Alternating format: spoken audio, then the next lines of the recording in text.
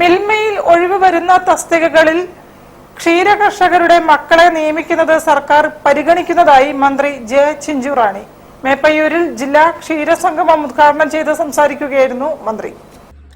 മിൽമയിൽ ഒഴിവുവരുന്ന തസ്തികകളിൽ ക്ഷീരകർഷകരുടെ മക്കളെ നിയമിക്കുന്നത് സർക്കാർ പരിഗണിക്കുന്നതായി മന്ത്രി ജെ ചിഞ്ചുറാണി മേപ്പയ്യൂരിൽ ജില്ലാ ക്ഷീരസംഗമം ഉദ്ഘാടനം ചെയ്യുകയായിരുന്നു മന്ത്രി.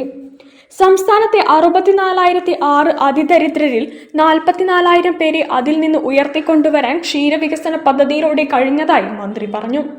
കിടാരികളെ വളർത്തി അതിദരിദ്രർക്ക് നൽകി അവരെ സഹായിക്കാനുള്ള പദ്ധതി സർക്കാർ നടപ്പാക്കുന്നുണ്ട്.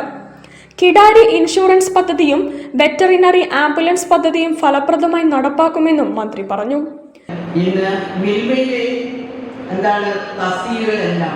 ഇനി വരുമ്പോൾ ക്ഷീര കർഷകരുടെ മക്കളേക്കുള്ള പുതിയ ഗവൺമെന്റ് ഓർഡറും ഇപ്പോൾ ആയിട്ടുണ്ട് എന്നുള്ളത് യാഥാർത്ഥ്യമാണ്.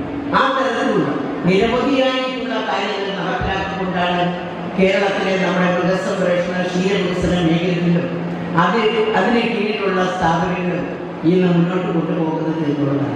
ജില്ലയിലെ മികച്ച കർഷകരെ അവർ ആദരിച്ചു. Meppayur panchayat president K T Rajan അധ്യക്ഷത വഹിച്ചു. ക്ഷീരവകുപ്പ് ഡയറക്ടർ ശാലിനി ഗോപിനാഥ് പദ്ധതി വിശദീകരിച്ചു. വി പി ഉണ്ണികൃഷ്ണൻ, ക്ഷീരവികസന വകുപ്പ് deputy director R Reshmi, P T Gireesh Kumar, P M Prabila, ജില്ലാ panchayat vice president P Gavas, George Kutty Jacob, Ajay Avala, E Ashokan, Nishad Ponnankandi, P K M Balakrishnan, Madhu Puzhayarikath, ക്ഷീരസംഘം ഭാരവാഹികൾ തുടങ്ങിയവർ പ്രസംഗിച്ചു. News bureau, Kozhikode. സാങ്കേതിക മാറ്റങ്ങൾ മുന്നിൽ കണ്ട് പ്രീ പ്രൈമറി